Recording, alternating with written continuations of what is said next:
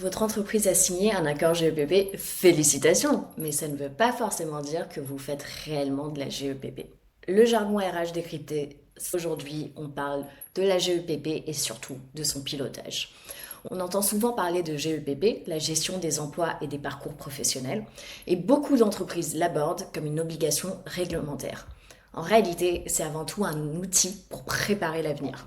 Trois signaux qui montrent que votre GEPP n'est pas tout à fait piloté.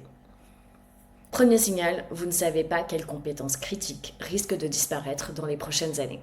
On connaît les départs à la retraite, mais on n'a pas toujours la visibilité sur les compétences et les savoir-faire qui partent avec ces personnes.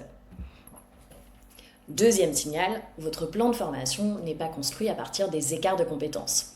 On forme, mais est-ce qu'on développe réellement les compétences dont l'entreprise a besoin demain?